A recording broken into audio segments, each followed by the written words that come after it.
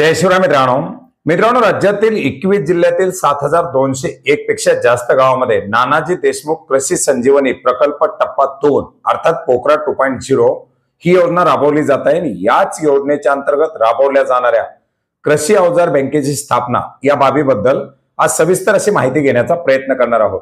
मित्रांनो, कृषी अवजार बँकेची स्थापना या बाबीसाठी 40 लाख रुपयाची प्रकल्प खर्च मर्यादा ग्राह्य धरून 60% पर्यंत अर्थात 24 लाखापर्यंत अनुदान दिलं जातं। याच्या अंतर्गत ट्रॅक्टरची अवजारं या सर्व बाबी या ठिकाणी दिल्या जातात आणि याचाच लाभ कशा प्रकारे दिला जातो, कोण लाभार्थी याच्यासाठी पात्र असतात, कशा प्रकारे योजना राबवली जाणार आहे याच्या संदर्भातील पोखराची अर्थात नानाजी देशमुख कृषी संजीवनी प्रकल्प टप्पा 2 ची एक नवीन मार्गदर्शक सूचना निर्गमित करण्यात आलेली आहे। 8 नोव्हेंबर 2025 रोजी निर्गमित करण्यात आलेल्या मार्गदर्शक सूचनानुसार राज्यातील 21 जिल्ह्यामध्ये नानाजी देशमुख कृषी संजीवनी प्रकल्प टप्पा 2 च्या अंतर्गत अवजार बँकेची स्थापना ही बाब राबवण्यासाठी मंजुरी देण्यात आलेली आहे। मित्रांनो, याच्यामध्ये आपण जर पाहिलं तर शेतकऱ्यांना जी काही अवजार असतील ही स्वतः अवजार खरेदी करता येत नाहीत। बऱ्याच साऱ्या शेतकऱ्यांना ट्रॅक्टर घेता येत नाहीत किंवा ट्रॅक्टरची उपलब्धता नसते। अशा वेळी शेतकऱ्यांना जवळ अशा अवजार बँकेची स्थापना जर असेल तर कृषी यांत्रिकरणाच्या सहाय्याने आपली शेती करता येते। त्याच्यामध्ये प्रत्येक शेतकऱ्याला अवजार घेण्याची गरज नाही। एकच अवजार असेल आणि अवजार बँकेची स्थापना असेल तर त्या अवजाराच्या माध्यमातून गावातील बऱ्याच साऱ्या शेतकऱ्यांची कामं केली जाऊ शकतात। त्याच्यामुळे अवजाराचा खर्च वाचतो आणि ज्याची अवजार बँक असेल त्याला एक रोजगाराची संधी देखील त्या ठिकाणी निर्माण होते। याच्यामध्ये आपण जर पाहिलं तर लागवडीपासून मळणीपर्यंत भरडणीपर्यंतची जी काही अवजार असतील ती अवजारं दिली जातात, अनुदान दिलं जातं आणि याच्या अंतर्गत अवजार बँक चालवणारा जो काही व्यक्ती असेल, जे संस्था असेल किंवा जो गट असेल त्यांना एक उद्योजक बनण्याची संधी सुद्धा या ठिकाणी निर्माण होते। एक चांगला रोजगार याच्या माध्यमातून मिळतो। मित्रांनो, याच्या अंतर्गत आपण जर पाहिलं तर 7201 गावाचा समावेश करण्यात आलेला आहे या योजनेच्या अंतर्गत आणि या गावामधील जे काही शेतकरी उत्पादक कंपन्या गट जे असतील ते या योजनेकरता अर्ज करू शकणार आहेत। याच्यामध्ये MSRLM माविओ पुरस्कृत महिला बचत गट आणि गाव संघ हे या योजनेच्या अंतर्गत लाभार्थी म्हणून पात्र राहणार आहेत। एका गावात एक अवजार बँकेची स्थापना ही बाब त्या ठिकाणी दिली जाणार आहे आणि एका गावात जर एकापेक्षा जास्त गटाचे जर अर्ज आले तर त्याची लॉटरी काढून अवजार बँकेच्या स्थापनेसाठी लाभ दिला जाणार आहे। अर्जदार महिला बचत गटामध्ये वेगवेगळ्या कुटुंबातील किमान 10 सदस्य असावेत। एकाच कुटुंबातील सदस्य चालणार नाहीत। कुटुंबाची व्याख्या म्हणजे पती पत्नी आणि त्यांच्यावरती अवलंबून असलेलं 18 वर्षाखालील मूल, जे काही 2 अपत्य असतील असे अपत्य म्हणजे कुटुंब असेल आणि अशा कुटुंबातून एक सदस्य असे 10 सदस्य वेगवेगळ्या कुटुंबातून असावेत। एकाच कुटुंबावर केंद्रित गट सदरच्या घटकाच्या लाभास अपात्र राहील। ज्या गटांना यापूर्वी कोणत्याही योजनेतून कृषी अवजार बँकेचा लाभ देण्यात आलेला आहे असे गट सुद्धा या लाभासाठी पात्र राहणार नाहीत। याच्यामध्ये अवजार बँकेची स्थापना केल्यानंतर त्या अवजार बँकेच्या माध्यमातून जे काही आजूबाजूचे शेतकरी असतील अशा शेतकऱ्यांना या अवजार बँकेचा लाभ देण्यासाठी ज्या सूचना आहेत त्याच्यासाठीच्या काही अटी शर्ती या ठिकाणी लागू केल्या जातात।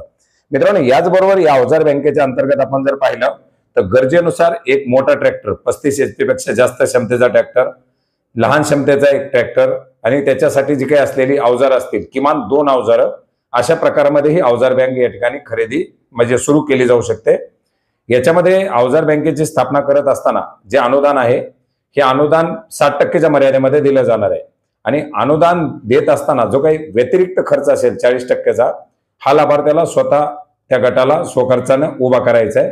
20 लाखापेक्षा जर जास्त अवजार बँकेची जर त्या ठिकाणी एस्टिमेट असेल, कॉस्ट जात असेल तर बँकेच्या कर्जाची सुद्धा या ठिकाणी तरतूद करावी लागते।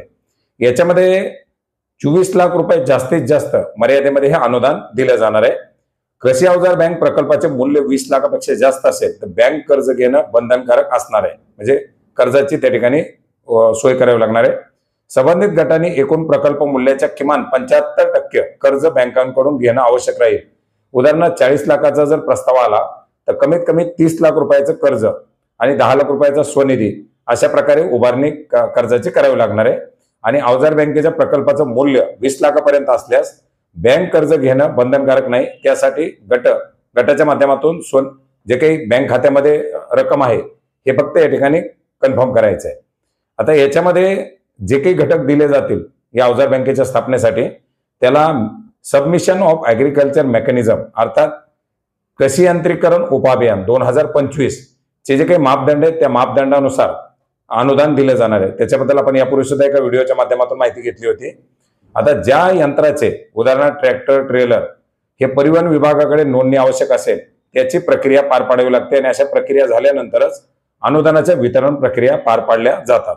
आता हा लाभ देत असताना याच्या अंतर्गत पुढे जी अवजारं या अवजार बँकेच्या अंतर्गत घेण्यासाठी अर्ज केलेला आहे त्या अवजाराचे टेस्ट रिपोर्ट किंवा त्याचे कोटेशन वगैरे सर्व बाबी या ऑनलाईन पद्धतीने अपलोड कराव्या लागणार आहेत आणि त्याच्यासाठी अर्ज भरण्यासाठीची सुरुवात आता करण्यात आलेली आहे। एफपीओ किंवा एफपीसी जे काही बचत गट आहे यांना पोखराच्या या NDKSP पोर्टलवरती अर्ज प्रक्रिया सुरू करण्यात आलेली आहे। याच्या अंतर्गत आपण जर पाहिलं तर जे काही कृषी यांत्रिकरण उपाभियानच्या अंतर्गत अनुदान आहे जसं ट्रॅक्टर 2WD 20 HP पर्यंतचा, ज्याला आपण यापूर्वी सुद्धा पाहिलं होतं की 4 लाख रुपयाची कॉस्ट गृहीत धरून 2 लाख रुपयापर्यंत अनुदान दिलं जात आहे। जसं की एकात्मिक फलोत्पादनच्या अंतर्गत फक्त 20 HP पर्यंतच्या ट्रॅक्टरलाच 50% अनुदान द्यायला सांगितलेलं आहे। त्याच पद्धतीमध्ये या अवजार बँकेच्या स्थापनेच्या अंतर्गत ते अनुदान 2,40,000 रुपये असणार आहे, म्हणजे 60% प्रमाणामध्ये हा अनुदान दिलं जाणार आहे। आता याच्यामध्ये सर्वात मोठा ट्रॅक्टर समजा 50 HP जर ट्रॅक्टर घेतला ज्याची किंमत साधारणपणे 12 लाख रुपये 13 लाख रुपये, त्या ट्रॅक्टरला 7,80,000 रुपयापर्यंत अनुदान या पोखराच्या या नानाजी देशमुख कृषी संजीवनी प्रकल्प टप्पा 2च्या अवजार बँकेच्या अंतर्गत ते अनुदान मिळणार आहे। हे 60% प्रमाणामध्ये ते अनुदान असणार आहे सर्व प्रवर्गासाठी। मग याच्या अंतर्गत पुन्हा वेगवेगळी अवजार आहेत, जी काही अवजारं घेतली जातील त्या अवजाराला त्या अवजाराच्या एकूण किमतीच्या कृषी यंत्रीकरण उपाभियानांतर्गत 50% आणि याच्या अंतर्गत जे आहे ते 60% अनुदान आहे, हे अनुदान दिलं जाणार आहे। उदाहरणार्थ आपण जर पाहिलं नांगर असेल, मोगडा असेल किंवा मळणी यंत्र असेल किंवा दुसरे काही वेगवेगळ्या बाबी असतील, जसं एखाद्या नांगराचं जर आपण उदाहरण घेतलं सिंगल बॉटम रिव्हर्सेबल तर त्याची किंमत जर 50,000 असेल तर या योजनेच्या अंतर्गत त्याला 30,000 रुपयापर्यंत अनुदान 60% मर्यादेमध्ये दिलं जाणार आहे। रिजर असेल तर रिजरला सुद्धा 40,000 रुपयाची प्रकल्प मर्यादा आहे त्याची, तर 24,000 रुपयापर्यंत ते अनुदान दिलं जाणार आहे। फरो ओपनर 40,000 रुपये किंमत असेल तर 24,000 रुपयापर्यंत अनुदान दिलं जाणार आहे। पोस्ट होल डिगर 80,000 रुपये किंमत असेल 48,000 रुपयापर्यंत अनुदान दिलं जाणार आहे। असे जे काही वेगवेगळी अवजारं आहेत तर ती वेगवेगळी अवजारं 60% मर्यादेमध्ये या योजनेच्या अंतर्गत अनुदान दिलं जाणार आहे। याच अवजार बँकेची स्थापनेकरता आता ऑनलाईन पद्धतीने अर्ज सुरू करण्यात आलेले आहेत। NDKSP पोर्टल आहे, त्या पोर्टलची लिंक आपल्याला या व्हिडिओच्या डिस्क्रिप्शन बॉक्समध्ये सुद्धा मिळेल। याच्यामध्ये वैयक्तिक बाबीसाठी अर्ज कसा करायचा याच्याबद्दल आपण यापूर्वी व्हिडिओ बनवलेला आहे। जर कोणाला गटाच्या अंतर्गत अर्ज कसा करायचा याच्याबद्दल माहिती नसेल तर नक्की कमेंट करा। जे ऑफिशियल चॅनल आहे नानाजी देशमुख कृषी संजीवनी प्रकल्प 2.0चं त्याच्यावरती सुद्धा गटाच्या अर्जासाठीचा व्हिडिओ आलेला आहे आणि आपला जर गट या 7,201 गावातील असेल तर आपण या योजनेच्या अंतर्गत कृषी अवजार बँकेची स्थापना या बाबीसाठी अर्ज करू शकता। आता हे झालं पोखराच्या अंतर्गत असलेल्या गावासाठी। जर समजा तुमचं गाव पोखराच्या अंतर्गत नसेल तरी सुद्धा जर तुमचा गट असेल तर तुम्ही महाडीबीटीच्या पोर्टलवरती या बाबीसाठी अनुदानासाठी अर्ज करू शकता, परंतु त्या बाबीसाठी तुम्हाला 50% पर्यंत अनुदान दिलं जातं। आता कृषी समृद्धी योजनेमध्ये सुद्धा कृषी अवजार बँकेची स्थापना आणि त्याच्यासाठी प्रकल्प मर्यादा थोडी मोठी ठेवण्यात आलेली आहे, परंतु अनुदान हे 50% पर्यंत आहे। तर मित्रांनो, कृषी अवजार बँकेची स्थापना या विचारल्या गेलेल्या एका बाबीबद्दलचं हे एक महत्त्वाचं असं उत्तर होतं जे आपणास नक्की उपयोग पडेल अशी आशा करतो। भेटूयात नवीन माहितीसह नवीन अपडेट्ससह। धन्यवाद।